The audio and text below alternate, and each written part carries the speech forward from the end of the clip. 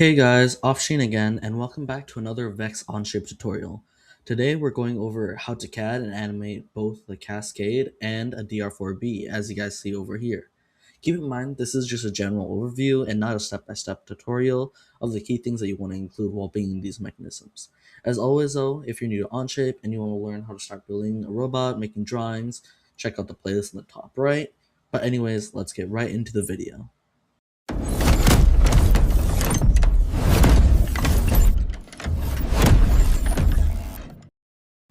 Alright, so to start, we're going to be looking at the Cascade. And for this, it's really not that bad for animating. You just need to worry about a few things. So first to CAD it, I'm just going to copy these. And we can just make this one right next to it. And I'll delete all the mates for it.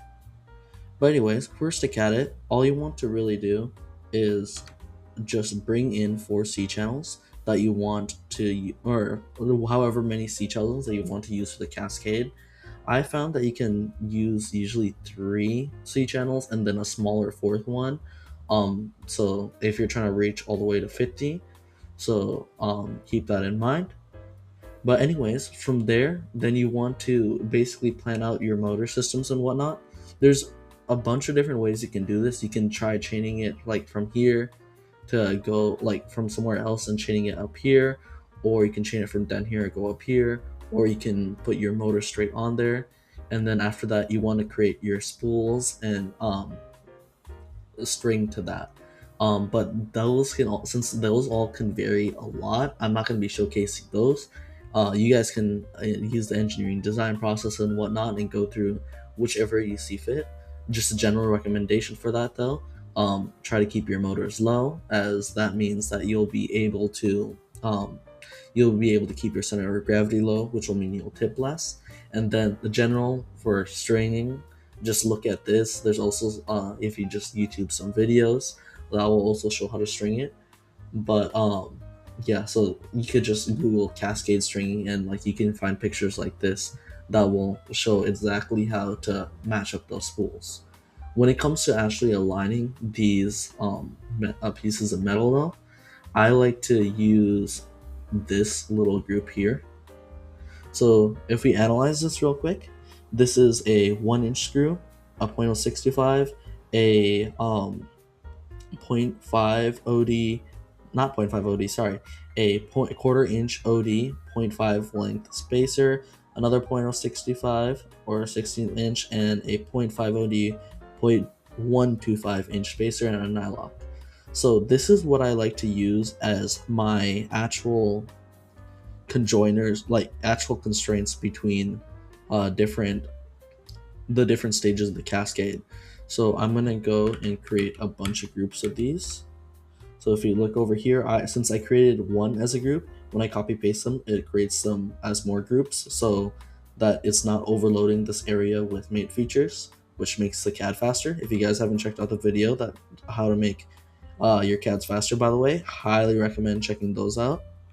But anyways, usually when you make this, you want to have at least 2 of these, and you usually want them to be relatively far. Apart. Um, and the general rule is at any point in which this cascade goes up, you want 2 of these. So for what I have for my own cascade, I have 2 at the top and 2 at the bottom. So that makes it so when it goes all the way up, it's definitely lined, and then when it goes all the way into the bottom, it's definitely lined. However, when you're running like smaller pieces of the C channel, you want to have more so that you always ensure that you have at least 2 of these little junctions at the same time. But anyways, when we actually analyze this, and when we put it on, we'll notice that it doesn't actually line up exactly perfect. So the way that I have it designed right now is that after you use these pieces, you actually sand these down a little bit, and also sanding these down will make the friction a little bit better for this, and it lets you do it. But this piece stops you from it hitting. Every piece here is designed so nothing touches metal. or doesn't slide too much. For example, this piece stops this C channel from touching that side of the metal. This stops it from rolling back and forth. This one stops it from this one does the same as that, and this one needs to be shaved a lot more. And then this last one acts as a stopper, so stop it from going left and right.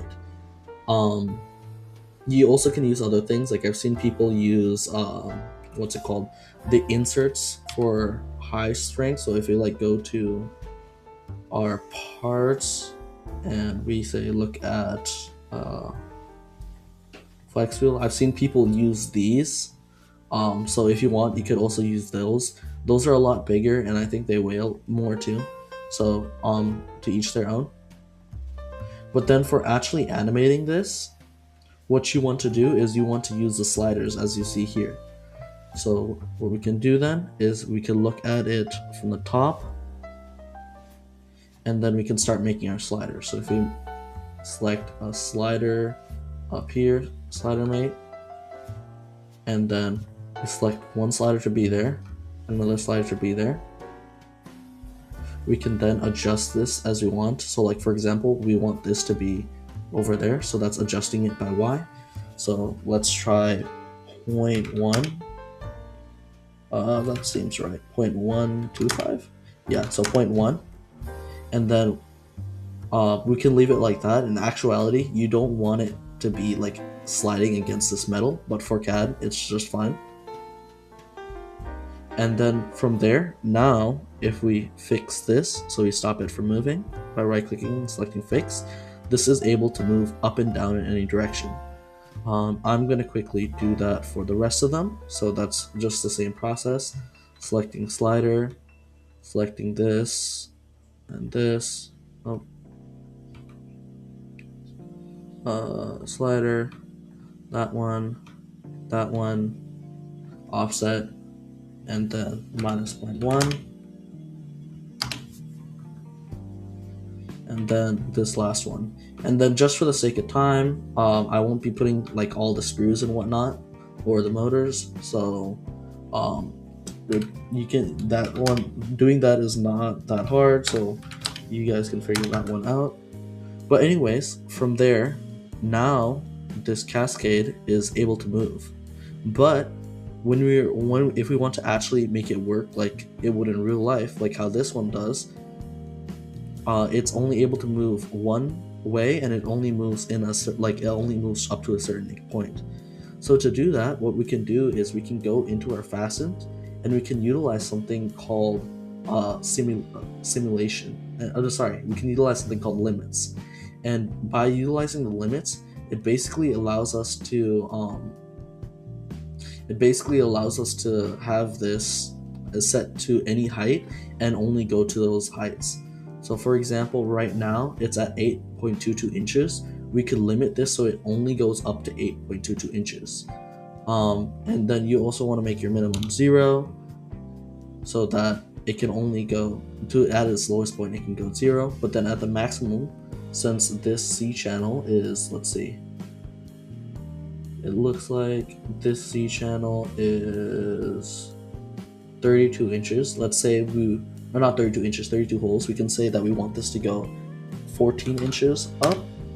And then if we select animate, we can see how high it goes. So say we want it a little bit higher, we can do 15. And now it goes all the way up to there. So then if we click check mark and we check it out, now that goes all the way up to there. If we do the following for the rest, then, so going to limits, setting that as 0 and 15, and then edit limits 0 and 15. Now when we bring all these down, if we were to bring this top one up, the rest will automatically follow, and it works kind of like an actual cascade. So then this is an real easy way to see exactly how high you're going without having to mess around with like getting it exact or figuring out how much that it's going to go up to. But that's just for the cascade. Now let's go for the DR4B, the reverse 4-bar. For this, it's a little bit harder when it comes to CADing just because of the weird motion. So for the generalistics of it, I'm just gonna go through all of the mates that I have here. So to start, there is the motor placement. Now, motor placement, I have it shown just to show because I've seen this motor placement be a lot of different places.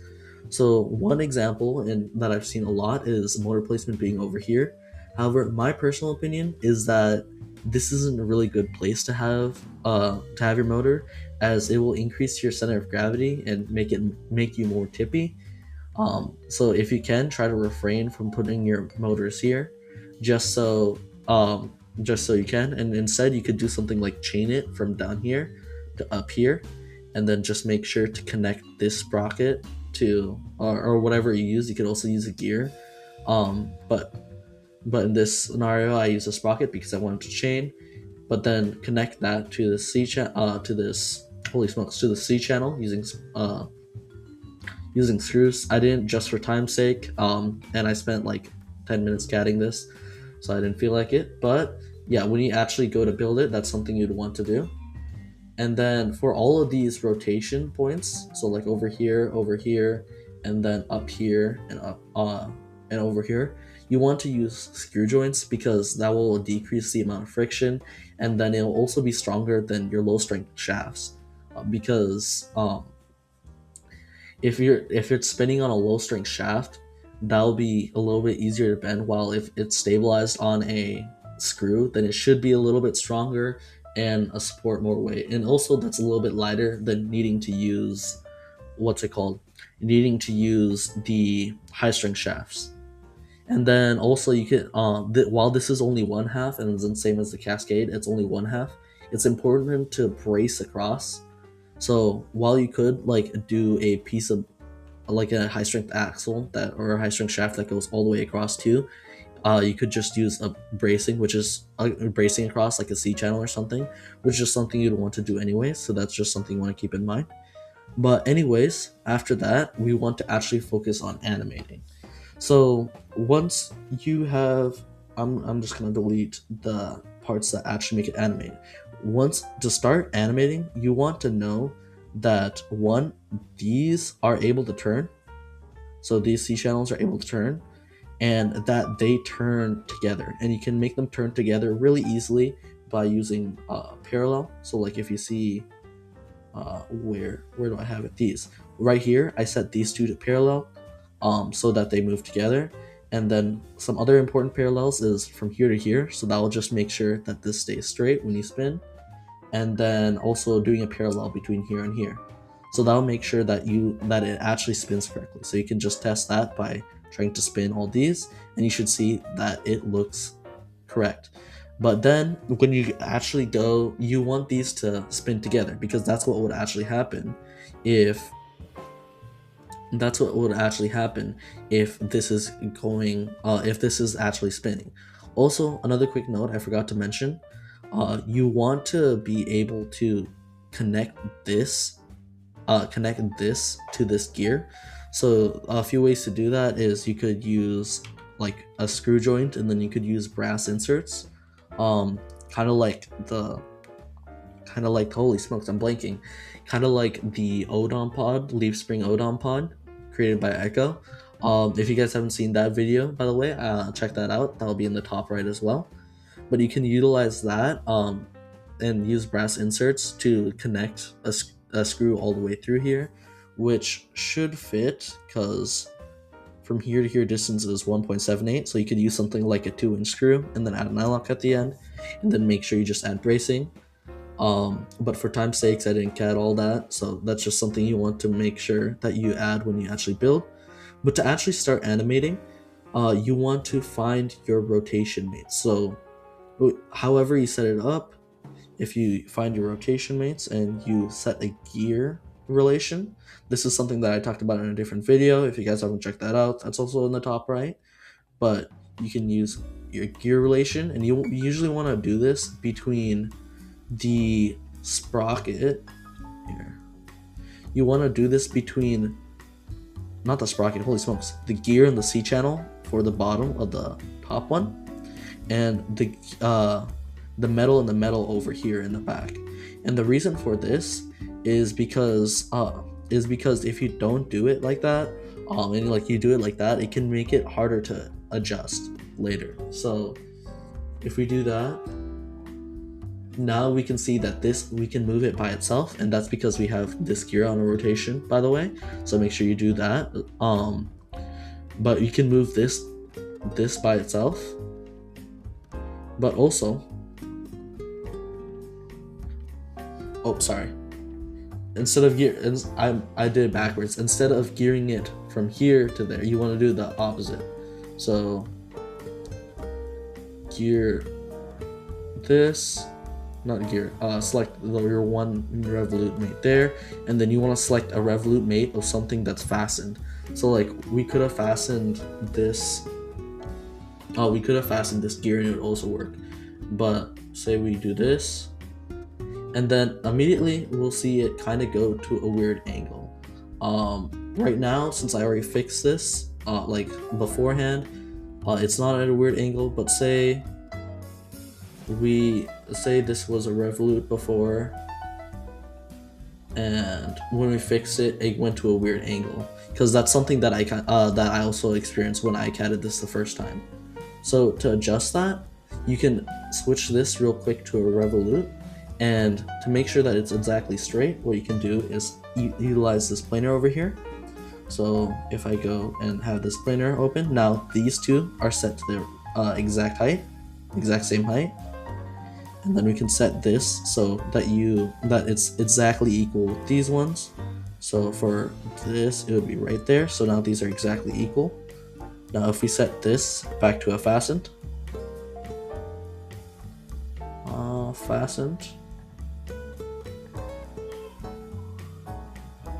and we take off the planer. So I would just suppress it, because sometimes you also want to just set it back like this. Hide all the mates so everything looks nice. And now if you pull this up, this will pull up as well. But anyways, that's everything. So now we have our, holy smokes, look. Now we have our Cascade, which is able to pull up, along with a DR4B that is also able to pull up. But anyways, if you guys like this video, please smash the like button down below, subscribe, share, comment, you know, the whole thing. But let me down below what you guys learned, what you guys want to learn, and also who you guys think will actually win the World Cup. But other than that, we'll see you guys next time.